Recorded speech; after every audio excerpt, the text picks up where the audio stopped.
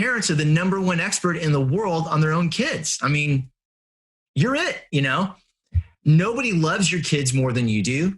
Nobody is more committed to your kids' success than you are. I mean, come on. Cut yourself some slack, mom and dad. You know what I mean? It was like, and so there was that part of it. And initially it became trying to empower them with a mindset of saying, no, look, there are very good reasons why you should be trusting yourself and not trusting the people that are quote unquote experts on these things.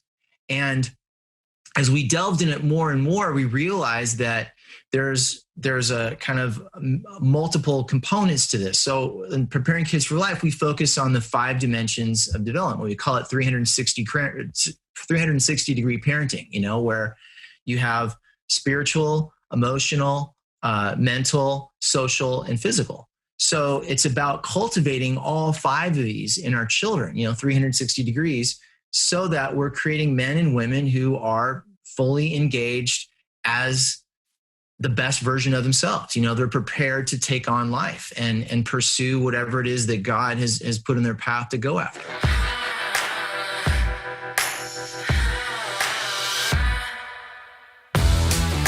Welcome to the EQ for Entrepreneurs podcast.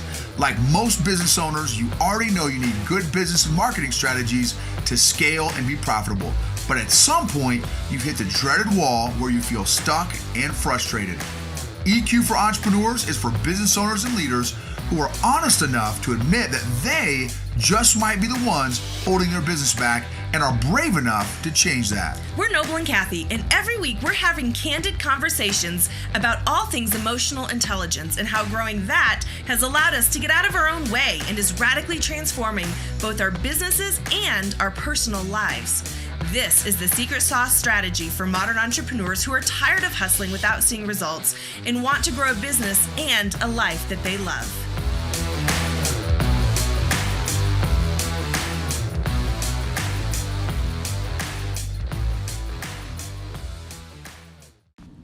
Welcome, entrepreneurs, leaders, and influencers.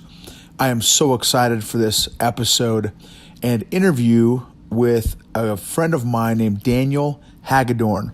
He's got a background in the entertainment publicity industry, and then from there he went into public and private high school teaching for 14 years. He's also a homeschool dad and an entrepreneur. His company is Preparing Kids for Life. We cover some great topics throughout this episode, and really the basis of this episode is how to create an emotionally stable family. So if you have a family, if you want to have a family, man, I am so excited for you to listen to this. We cover questions like why he chose to homeschool his daughter as a public high school teacher, how he started his business, and some of the different factors that he noticed about children in the public school system from his 14 years in the public education system. Also, we discussed how to raise emotionally healthy children. We discussed some things about how should parents begin the journey of working on themselves. One of the quotes he said that really, really hit me was, "How much is your emotional pain costing you?" So excited for you to listen to this episode. Please rate, review the podcast if you get something out of it, and share it with your friends. You're going to love this episode. All right. What's up, Big Daniel? Great to see you, man. You too. Thank you so much for being willing to let me interview you here for our EQ for Entrepreneurs podcast. Always. We go back a little ways, right? When was the last time I interviewed you? Do you remember? Yeah, I think we were talking earlier. I think it has been probably like 4 or 5 years. Yeah, that's great.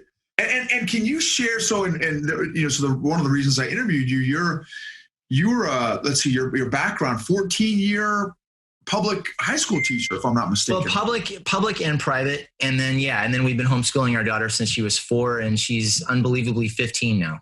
Right. So, our daughter's about to be 13, to be a teenager, and I'm still like Where's my little baby girl? I know. It's sad. So share with us a little bit about your background. Like tell us that journey a little bit, and then I'll start getting into some questions about how to raise an emotionally healthy family. So you mean like about teaching? I got into teaching. So I was working in entertainment publicity for a while, and I just always wanted to be a teacher, going back to when I was in 11th grade. So I kind of found myself at this turning point of like, do I continue doing this job for a paycheck, or do I pursue what I believe my passion is? And so I ended up deciding to pursue my passion instead of the paycheck, and started my teaching career. And so I started out as a long-term sub, and then at a public school, and then went from there to a private school, and then went back 1 year into a public school. And then I spent 1 year working just with special needs kids. I worked with them in the school system too, but then I spent 1 year just with special needs at a place called Brain Balance. And then I worked for another year with special needs kids in the public school system.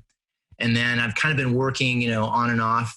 I love being around kids. So I kind of, there's one school, it's Founders, which is Hillsdale College. They started a charter school system. So that's like the one school where I'll go back and I'll still sub because I love doing it, and they're great kids. So I can't totally give, it all up, but yeah, that's kind of how it's progressed over the last, 15, 16 years. So. And you were even doing, because I remember from our last interview 4 or 5 years ago, that you were even doing some AP classes, right? Or no? Were you doing some AP classes? Yeah. So I taught AP US history for several years, and then I had 1 year in Challenge 1, and that was a lot. That was actually probably my favorite year teaching, because it was in Challenge 1 that I felt like, okay, this is what a teacher should be able to do. Like where you go and you're putting questions out there and you're just sort of guiding the discussion, but the discussion is activated by the students, and the students are able to do that because they've actually read and they've actually engaged and they've actually thought about it on their own and for themselves. And they're now bringing their opinions and their perspective to the table and then interacting with it. And so I was like, that was, I mean, I love teaching. Don't get me wrong. I loved, every year I've been doing it, I had a great time, but I was that year Challenge 1, I was like, okay, this is what teaching's supposed to feel like. You know what I mean? It was awesome. That's awesome. And for those not familiar, Challenge 1 is ninth grade. It's like freshman year in a homeschool program called Classical Conversations that uses the classical method or the Socratic method for education. So it's a lot of discussion-based learning, a lot of questions, a lot of discussion-based, which is awesome. I mean, you think about it as, for me as an adult, I love learning in that environment myself, and just in conversations, so it's neat that they've applied that model to the whole, to a children's education. Oh, yeah, it's awesome. Versus I had some amazing public school teachers. So because I'm a public school guy, I had some great public school teachers, some not so great. But I was the guy who always asked. I was the guy that always asked the questions. But it's like, Noble, like, dude, just sit in the corner and don't talk until kind of thing. Come on, man, right? So anyway, and what? So I'm just curious. Again, this is not necessarily. I mean, it'll be part of the podcast because I'm curious. But like, why, as a 14, 15-year public school teacher, did you make a transition? Because this actually may be a good lead in to our conversation about raising an emotionally healthy family.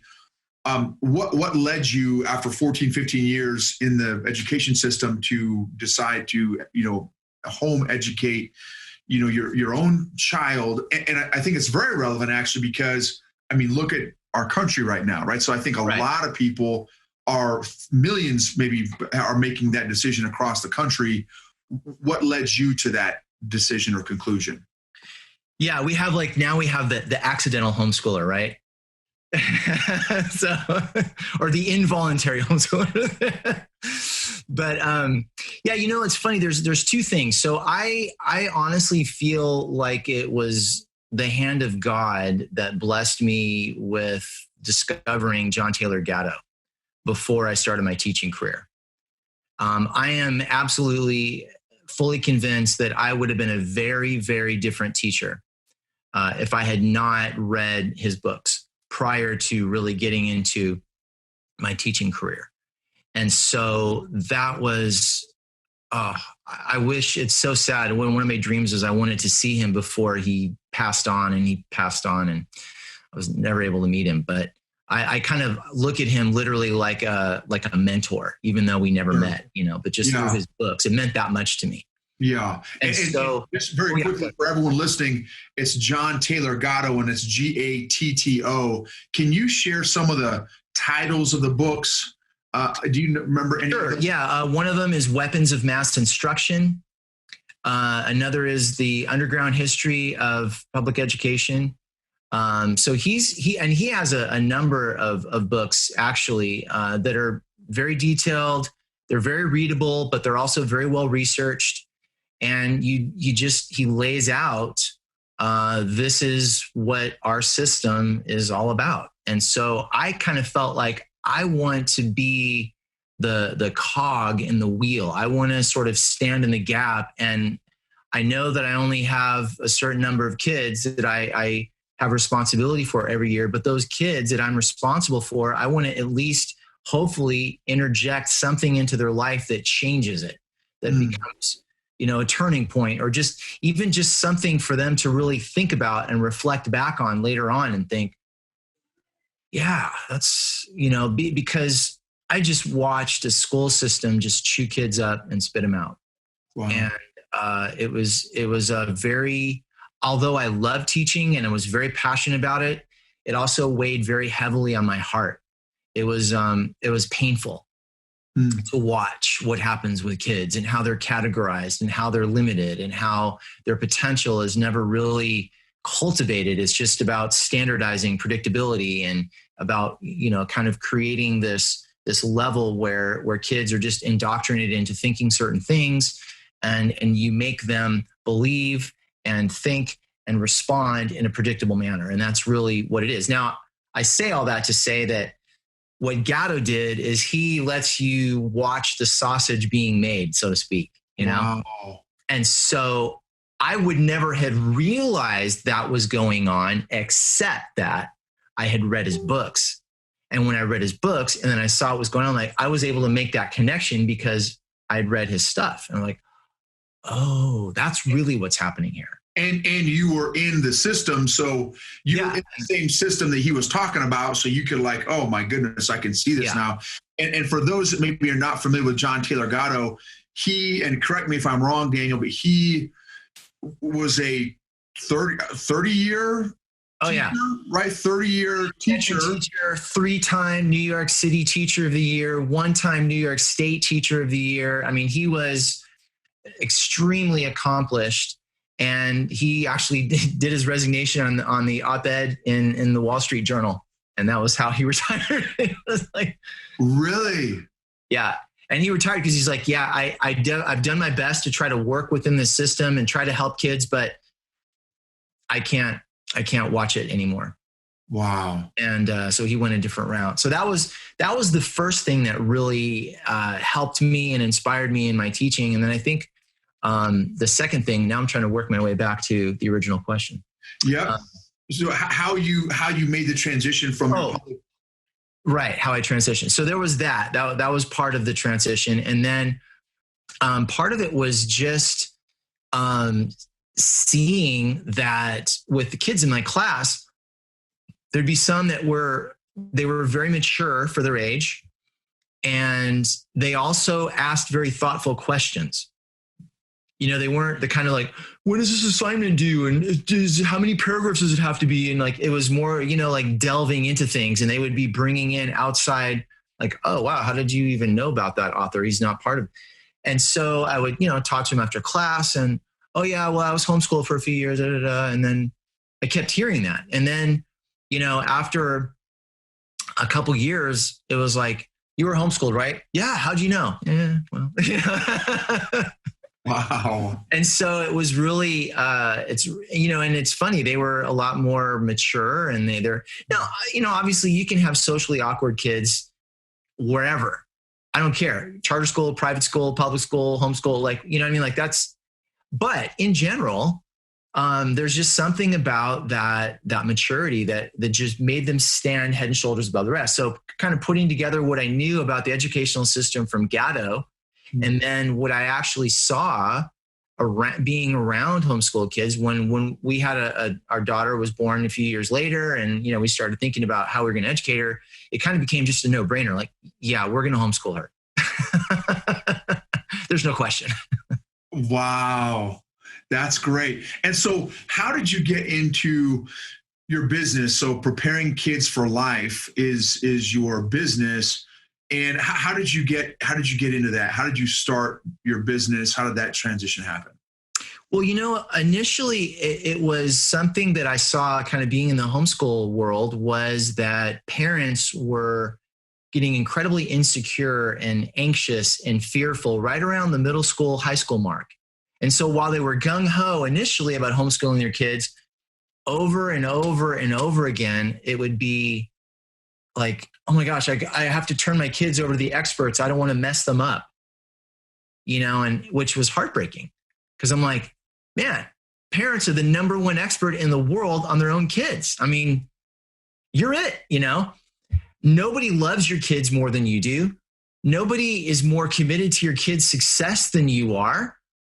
I mean, come on, cut yourself some slack, mom and dad. You know what I mean? It was like, and so there was that part of it. And initially it became trying to empower them with a mindset of saying, no, look, there are very good reasons why you should be trusting yourself and not trusting the people that are quote unquote experts on these things. And as we delved in it more and more, we realized that there's a kind of multiple components to this. So in Preparing Kids for Life, we focus on the 5 dimensions of development. We call it 360 degree parenting, where you have spiritual, emotional, mental, social, and physical. So it's about cultivating all 5 of these in our children, 360 degrees, so that we're creating men and women who are fully engaged as the best version of themselves. They're prepared to take on life and pursue whatever it is that God has put in their path to go after. And so that kind of became the next stage in the development. And then we realized, well, what's really holding people back from that is a mindset. Well, where did that mindset come from? And how do we break that mindset down? Because unless you change the mindset, all that happens is, and I saw this over and over again too, that was really sad, is you do public school at home. And that's what it was. You just like, you're a homeschooler, yes, but you do public school at home, not, and you have this wonderful opportunity that's being missed. And, it's not the fault of the parents. It's like, how do you know what you don't know? Like, all you know is how you were educated. So it's very hard to kind of think about education in a very different way. I'll give you one example. So grades. What do grades measure? I mean, you know what? As a teacher, do you know how many students I had that aced the test that couldn't speak intelligently about the material that was on that test? You know how many students I've had over the years that got C's or D's or sometimes even F's who could actually carry on a great conversation about that material? Like, grades mean nothing. If you want to measure whether learning has happened, and that's frankly the only thing that matters is learning, is if you can teach something in simple terms to somebody else, you've learned it. If you can't do that, then all we're talking about is degrees of familiarity. That's it. So that's like just one example, right? And, but people get all hung up on grades, and then it's like, it doesn't mean what you think it means. And man, I love that, Daniel, because that was me. You just mentioned Noble. So I was honestly, I was a straight A student, right? I was a straight A student, rocked it. I could memorize anything.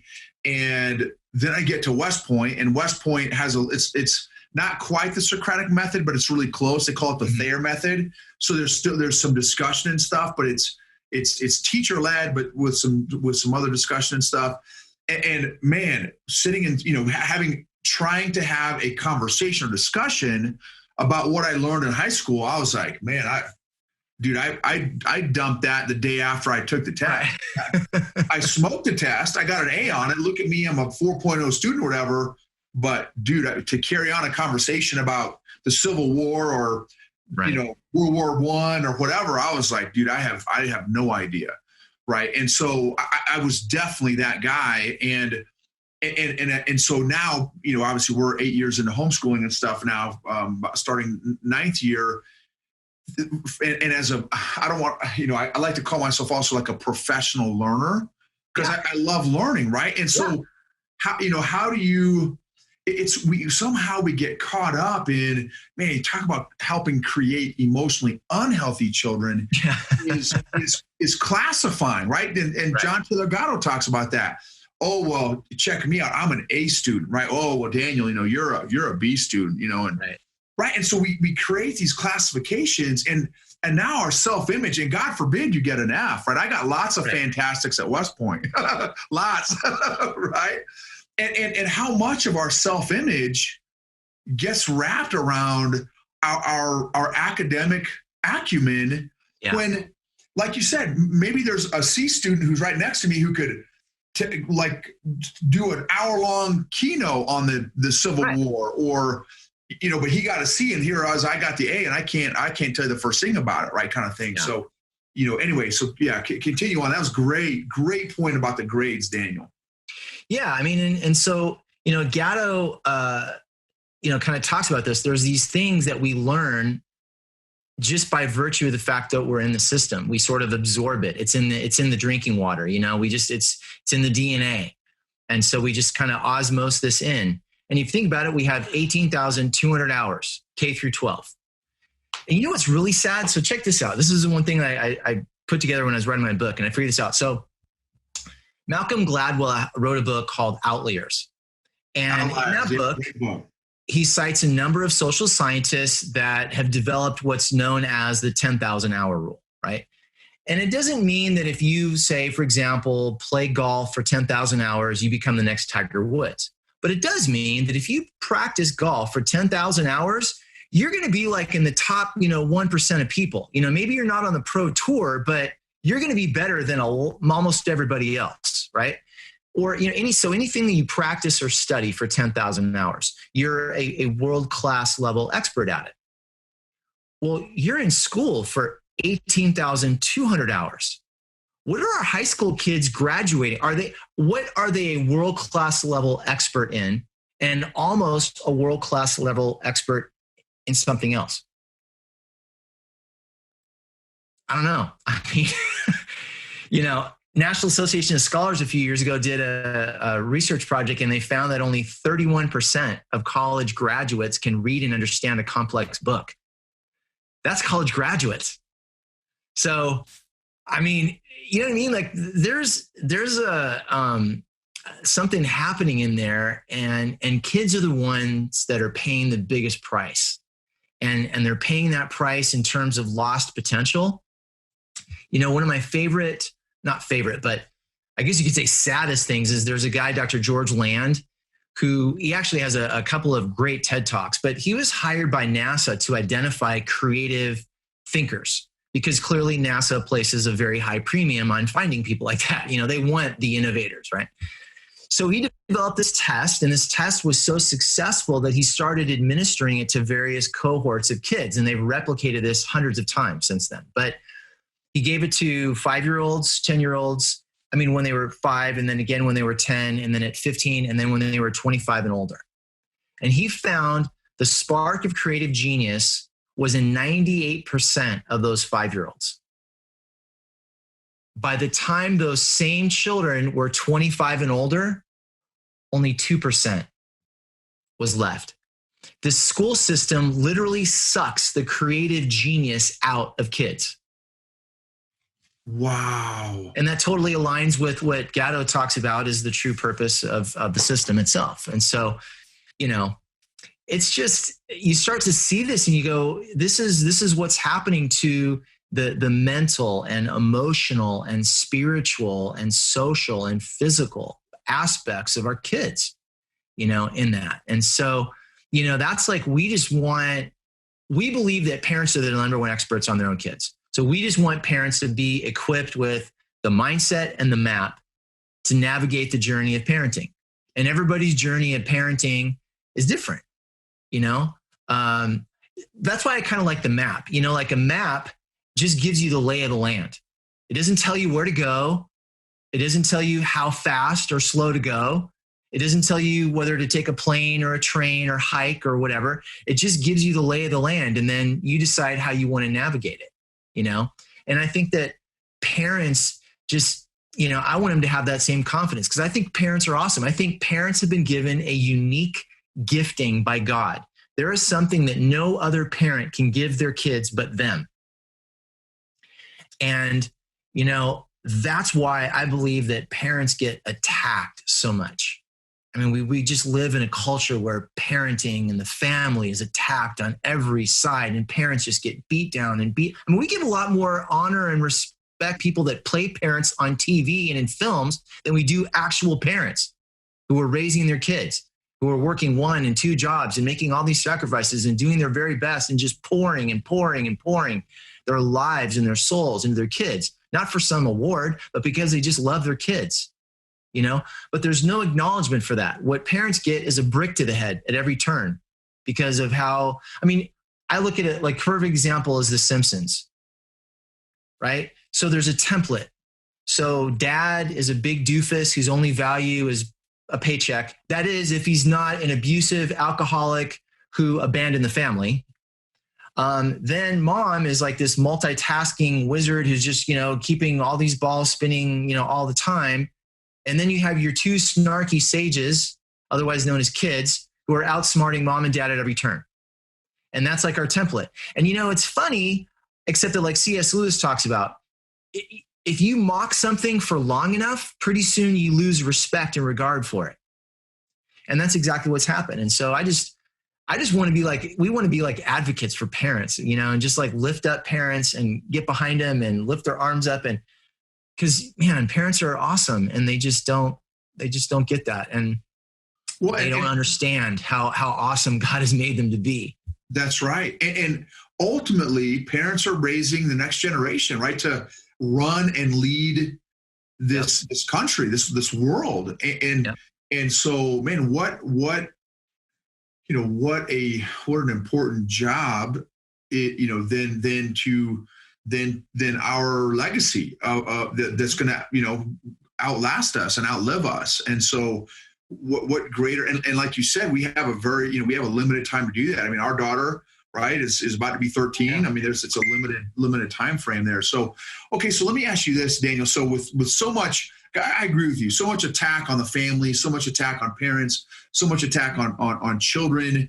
And, again, with just about every institution that they're a part of, each institution wants to input their own, thought process, mindset, whatever, right?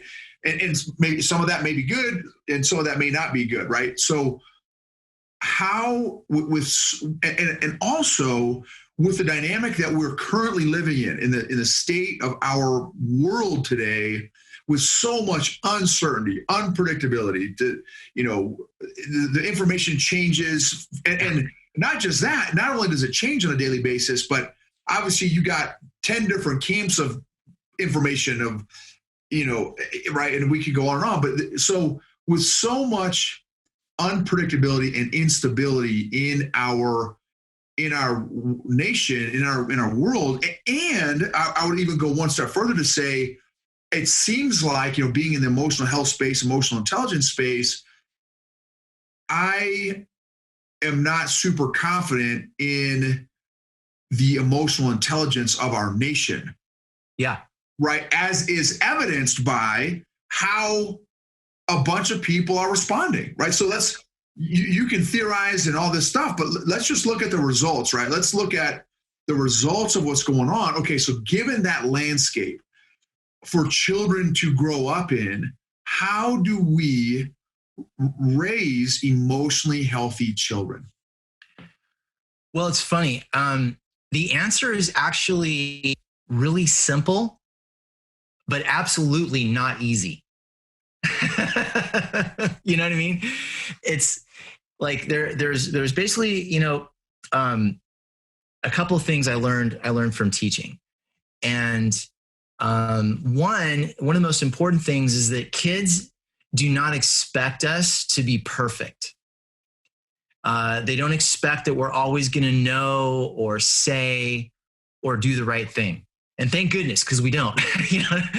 But they're very gracious. I mean, incredibly gracious. But the trade-off for that graciousness is that we better not be a hypocrite. If we have a home face and a work face and a church face and a, whatever, man, that's probably, I would suggest, the only, quote, unforgivable sin of parenting is hypocrisy. If we own our stuff, if we apologize and mean it, then we are doing two things at once. One is we're building emotional security and safety for our kids. But number two, we're also showing and demonstrating our kids, this is what it means to take responsibility. Now, can you imagine what our world would look like if everybody in it was taking personal responsibility for their lives? It'd be a different ballgame. I don't even know what that would look like. It'd be so amazing, right? So that's just one simple thing. However, is that easy? No, it's not at all easy, to own that and do that. But it's so, I had one time where I forget what was going on exactly, but I remember I was very frustrated. I was very agitated, and we were in this store, and my daughter was asking me, about dad, and she kept asking me. And finally I looked at her and I was like, Landry, you need to shut up. And I was like that, like intense and mean. And I could see in her eyes in that moment, her just like wilt. And I just had this moment of like, oh my gosh, what did I just do?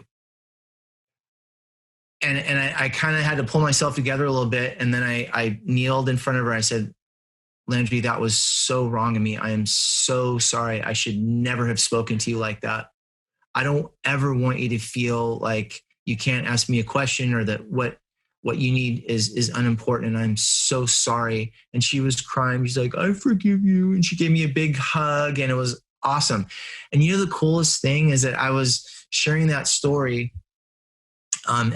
we were doing like a presentation on it, and my daughter was in the audience, and she said, I don't even remember that. And I was like, that's awesome. That's awesome. So it was just a very, sorry. So it was just a really cool moment that was happening in all of that. And I think that it helped me that it happened early on, because it kind of impressed that. And, even earlier than that, when I was teaching, I had, it was my first year teaching, and this is before I had kids. And I think this is probably the lesson that where I really got it. And so my kids I gave them the first test, and, they finished. And so we have some extra time. Like, well, I might as well get a jump start on grading. And so I went looking for my answer key, and I couldn't find it anywhere. I'm like, oh my gosh. And so I looked everywhere again, and then I looked everywhere again. And finally I'm like, one of these kids took that answer key. Unbelievable. So for 5 minutes, I lit into it. Like, I can't believe this lack of integrity. Like, I'm going off and off and off and off. And then I had like a podium in the front, and I had a little shelf where I would keep my tea. And so I went in to grab my tea, because I'm like, I need to warm my throat, because I got another 5 minutes. I'm going to lay into these kids, man. And underneath my tea mug was the answer key. And I'm like, oh.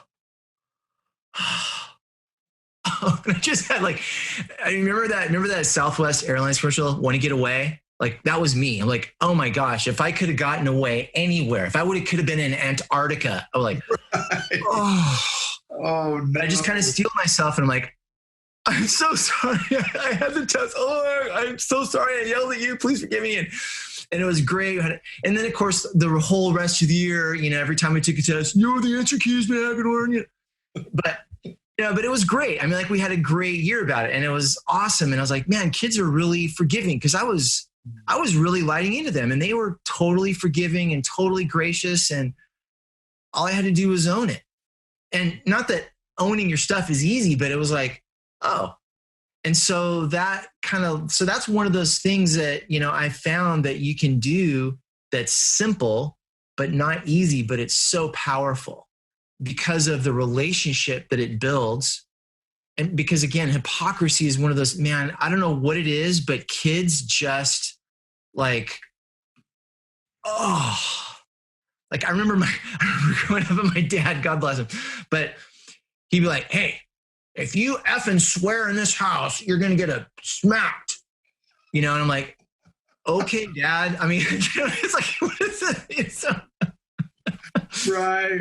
But it's like, and so it's just one of those things that's simple, but it's not easy. But if we can practice that regularly, it's just the dividends that are reaped from that are just enormous and immense because, we have to deal with our stuff. Because if we don't deal with our stuff, guess who will? Our kids. Mm-hmm. Our kids will have to deal with our stuff. That's right. Because that's what we're going to pass on.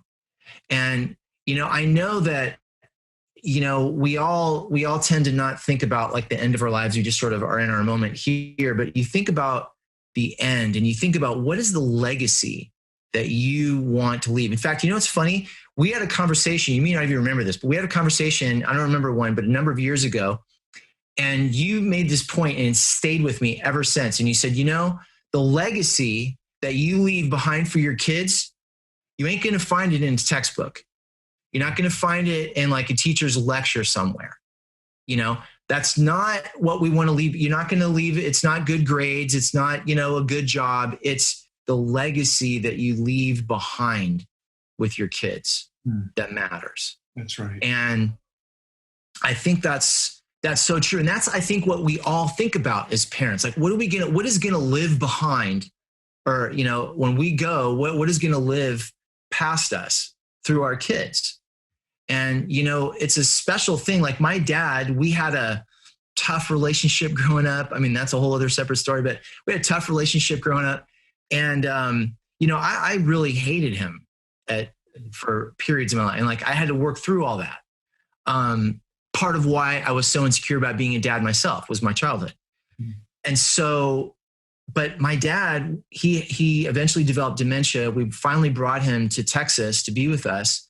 And Father's Day rolled around and I wrote him a card and I wrote him a letter because I wanted him to be able to read it again and again and not forget the words that I said, and I just told him everything I admired about him, everything I was grateful for, everything that he had done for me that I appreciated, all the things that I had learned from him and gleaned from him and the examples that he did set for me, that were awesome.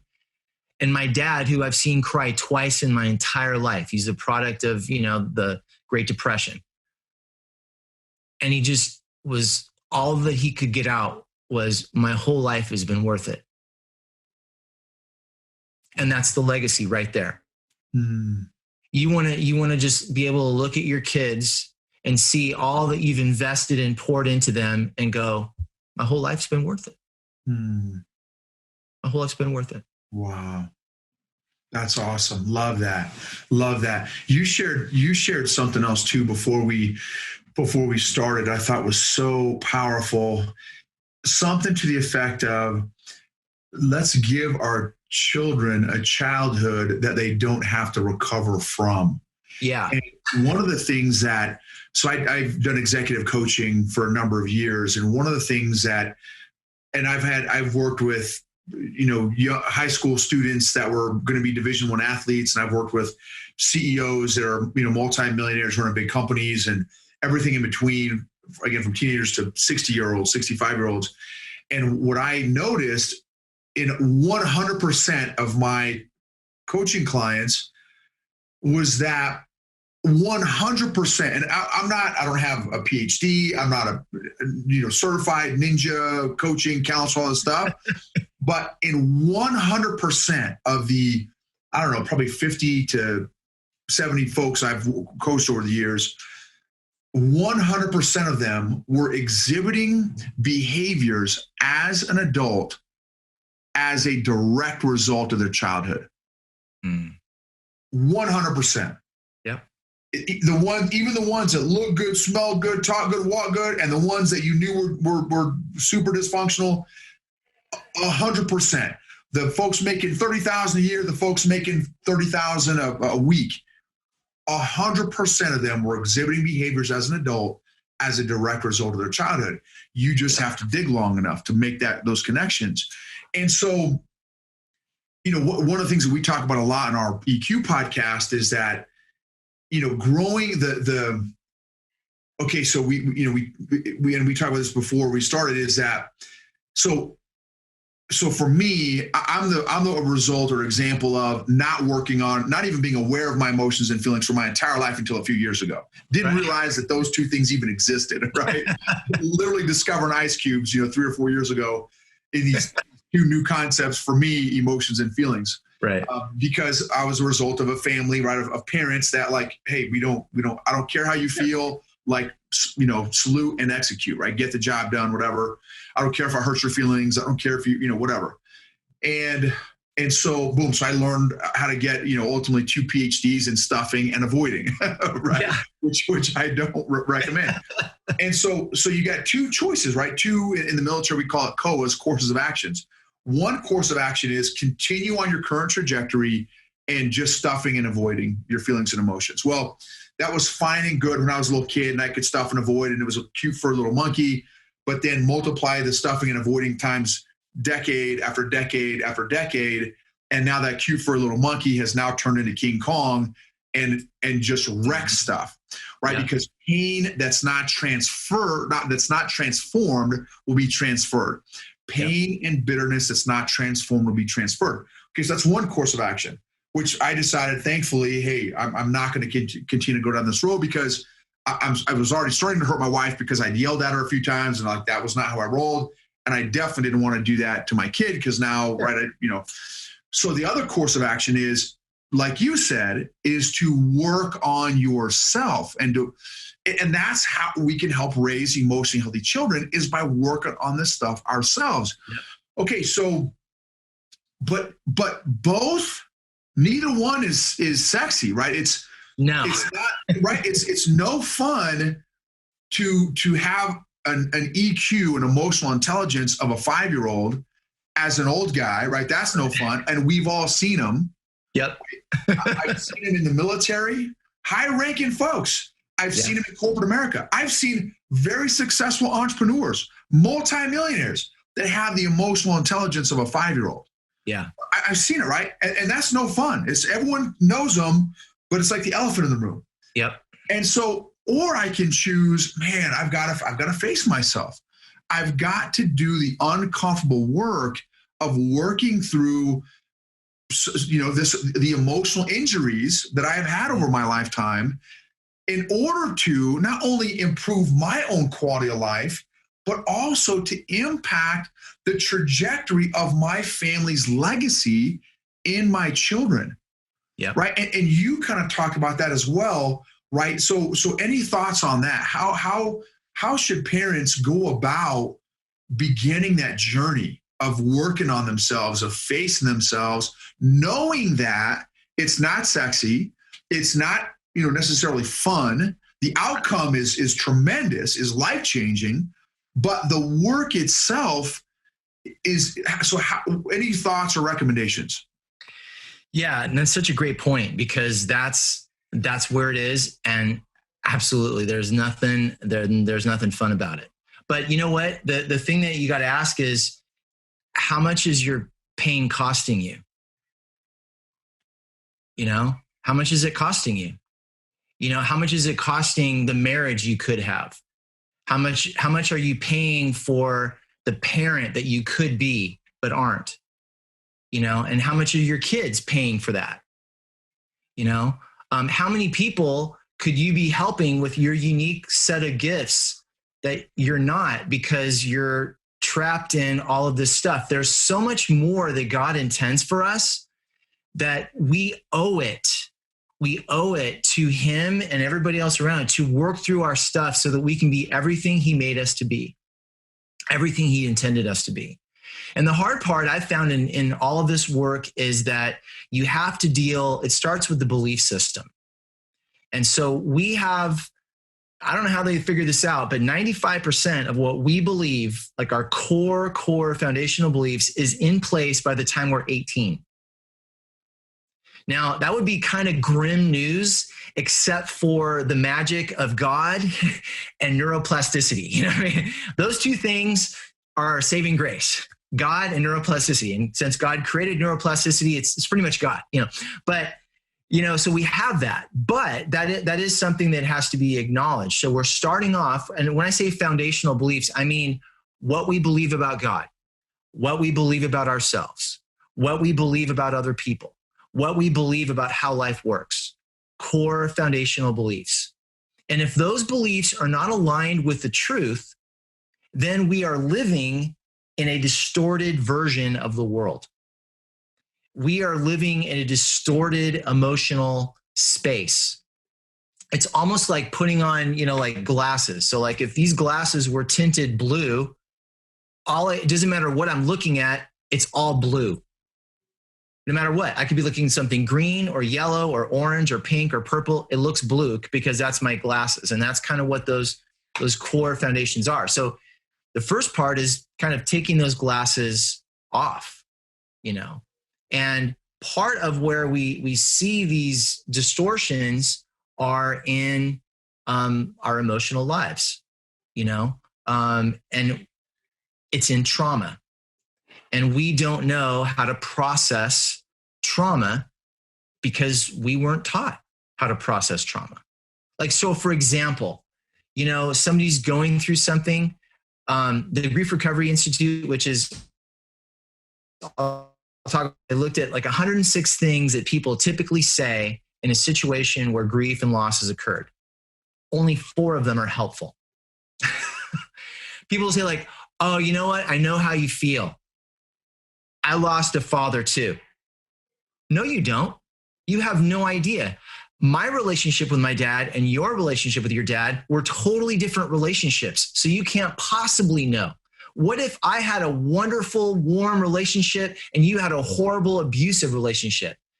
So just because we've both lost a dad doesn't mean you have any idea how I feel.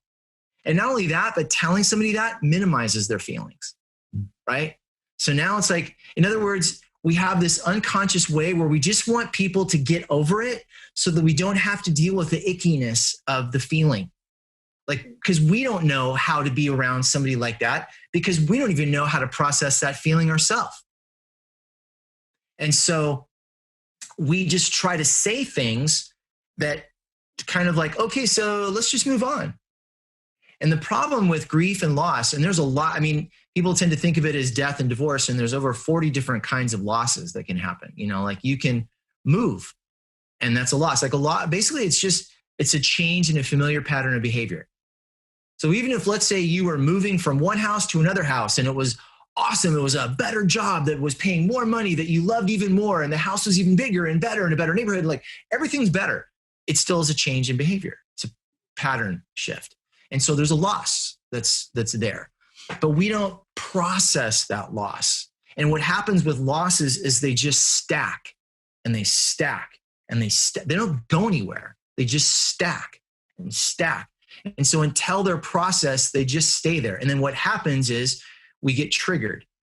And then usually, like you mentioned earlier, you have all these people that, you know, have like the emotional IQ of a 5-year-old. They're constantly triggered and they just respond to the trigger. You know, and that's one of the blessings of processing through this stuff is that you create space for yourself. in situations where you are actually free to make a choice. You're not like, oh, there's my reaction to it. It's, oh, I have some space. Now, am I going to respond in an angry, immature way? Am I going to, and the thing is we still have, muscles still have memory, right? So we're going to tend to, go however we process, but at least once you processed it, there's space now. There's some freedom that's been carved out to make a different choice, right? And then the more we make a different choice, the more that muscle grows and strengthens until that becomes the new reflex. And that's like neuroplasticity. You're changing the way that your brain is processing something. And you're doing it by actually processing. And so part of what, like grief recovery, which is what really my wife and I have both used. And my wife loved it so much, she became a grief recovery specialist and has taken, I don't know how many hundreds of people through that over the last 17 years. But it's really giving people the tools to process these things so that they're not living in a constant state of triggers. Because what happens is if you don't process it, then you're stuck in the past. So something happens now and it's connected to this and this and this. And like all of a sudden you're back there when you were 5 years old and your dad said, da, da, da, da. You never live in the moment. You never live here. You're just in this weird space where something happens and you immediately go to the past instead of living free in the moment. And living free in the moment is what allows you to make different choices, and different choices what builds new habits and builds new, emotional muscles, so to speak, so that you're living in a much healthier way. And I mean, that's really been the biggest difference, is going through and processing all of this grief and loss in my life so that when things happen, I'm not triggered, I'm not drawn in, I'm not getting sucked back, I'm just in my moment. Now, does that mean that I respond? No, I don't. I make all kinds of mistakes and whatever. But there's a whole different sense of freedom. I mean, the only way I can think of to explain it is I used to feel like I was watching my life on TV. Mm-hmm. Like it wasn't even my life. It was like somebody else's life. And it'd be like, wow, that looks like that might be sad. Boy, I might be angry if that happened. Almost I was so detached, and living in the moment is a little bit of a scary thing because you actually feel things. But on the other hand, you start to feel so alive that you never want to go back either. You're like, I'll take the pain. Because you know what? Like when things happen, I'm like, you know what? Tears are great. Tears is the price of love. I mean, like that meant I really loved someone or something. It mattered. I started looking at scars differently. Like I love the analogy of scars now because scars mean two things. Number one, it means the wound mattered. It happened. It was real. It mattered. It meant something. But the other thing is it means that the wound has been healed. Mm-hmm. And now there's a scar to remind me of what God has changed in me. Mm-hmm. There's a reminder of what God has done to heal me. And it's a monument that brings encouragement, instead of, this pain or whatever, or like I'm not ashamed of any of my scars now, That's right. 100%. And that's such a powerful analogy. Such a powerful analogy. Our daughter almost died when she was 2, and she had 2 chest tubes, and they did a thoracotomy. So she's got multiple scars on her. And I'm like, man, are you kidding me?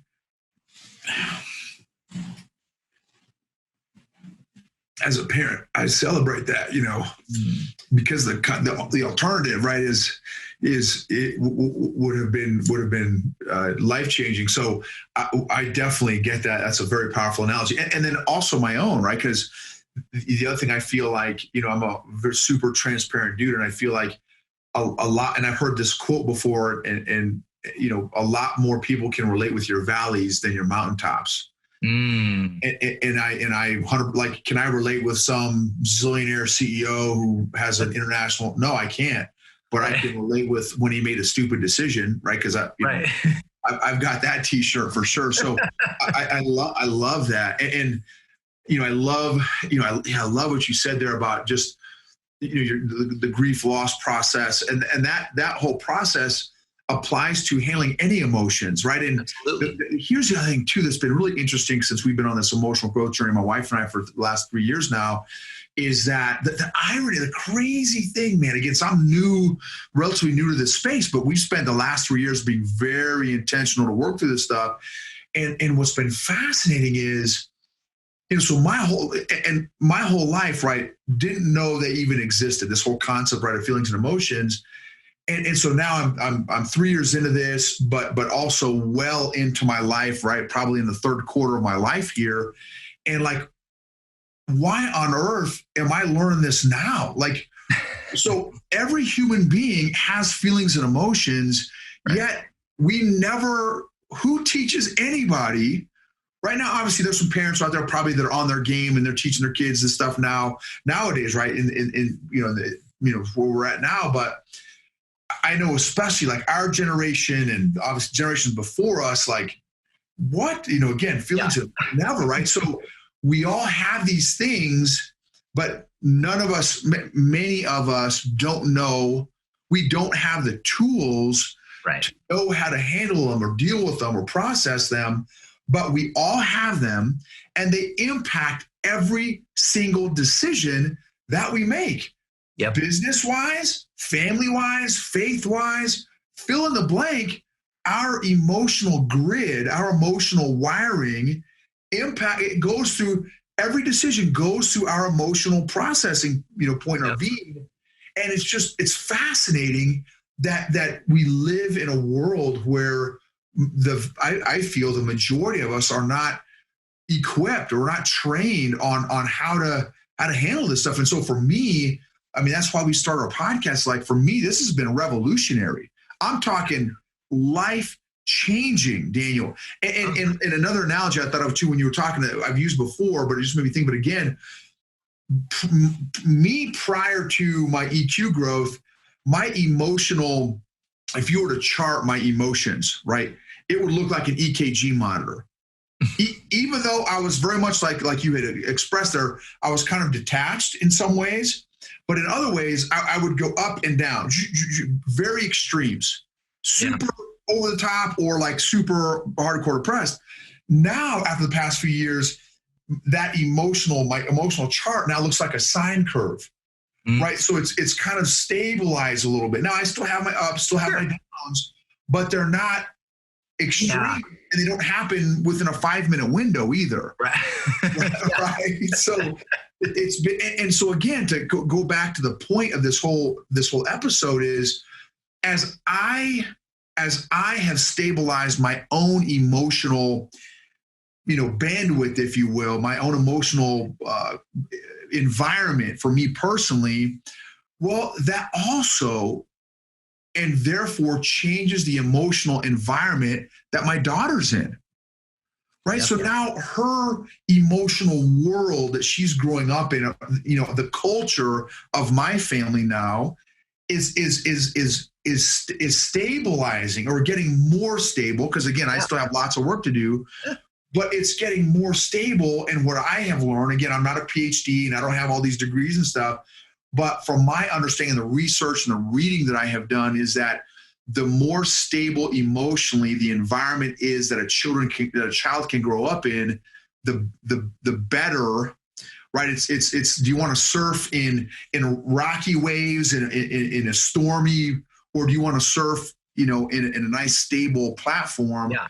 And that's, do you want your kid to grow up in a stable, emotionally stable environment, or am I going to get Dr. Jekyll today from my dad, or am I going to get Mr. Hyde today from my dad, right? Or he gets this phone call. Oh man, is he going to, right? And I mean, again, the emotional consequences that leaves in your spouse, in your children, right? It's just, it's crazy. So the benefits, again, the benefits of us working on the stuff that you shared and really facing some of these things and learning how to process the gamut of emotions. Because it's not like, here's the other thing too, it's not like, well, I don't like emotions, so I'm just going to shut them off, which is kind of like, they come, right? So it's not if it's coming, it's how do we deal? Not if, it's just how and when, right?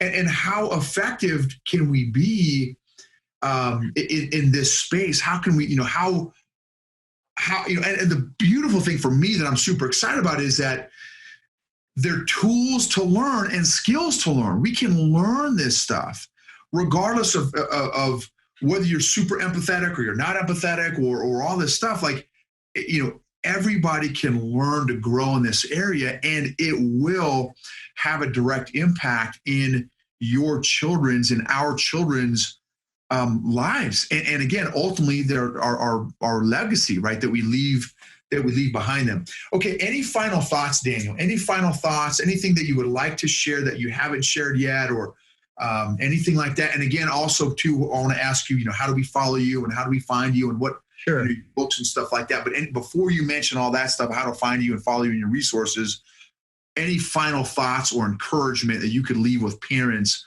on how to raise emotionally healthy children? Yeah, I think a lot of it is just trying to embrace the confidence that God has in you. There's 7.5 billion people on planet Earth. God could have given your kids to anybody he wanted, but he gave them to you. There's something special and unique that God wants to do in you and through you in regards to your kids. And I think the hard thing is that while all of us are drawn to, programs and tips and techniques and 5 easy steps to being an awesome parent and raising awesome kids, and those things sound great. But if we just look at it like there is a way that things work, there are no shortcuts, especially not something as important as parenting. And if you really think about it, like honestly, have you ever done anything in your life that was truly awesome that didn't take work? I've never have. I mean, maybe somebody has, but that's never been my experience. And I think that, remember, you're created in God's image. One of the things that Jesus says is, love the Lord your God with all your heart, mind, soul, and strength, and love your neighbor as yourself. You're made in God's image. That means something. That means that God has imparted power into you. He's imparted a design and a purpose in you for your own life as well as for your kids. And you as a parent have the amazing responsibility, the incredible opportunity to help raise your child into that design.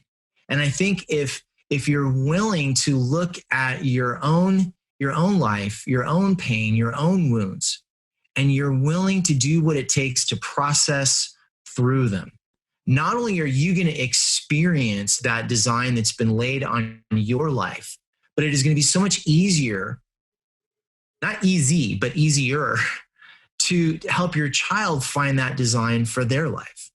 And that's one of the great joys of being a parent. You're creating this realm in which you're the gatekeeper and the interpreter for your child. And you're determining what is allowed into your child's life. And you're helping your child interpret what happens in their world. And you're showing them by your own example how to process.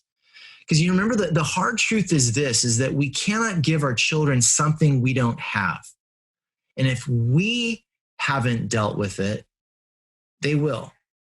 And I know that every single parent loves their kids. I don't know a single parent that wouldn't walk in front of a bus for their kid. So this is just that hard work. Like you said earlier, Noble, it's like there's nothing sexy about it, but this is the most important thing there is. Because if you can give your children the gift of everything God intended for you to be as a man or a woman, as a parent, man, I mean, you're talking about a whole different experience in life than you can even imagine right now. And I can tell you, as somebody who's worked through all this other stuff, man, it is worth it. Like I don't have a shred of regret over any of the pain I've ever dealt with, any of the wounds that I've ever experienced healing for. None of that. It was all so worth it.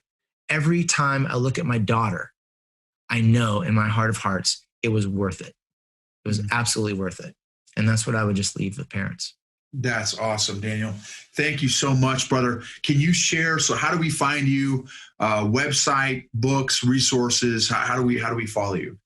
Well, we do have a free ebook that my wife and I created called Building an Emotionally Healthy Home.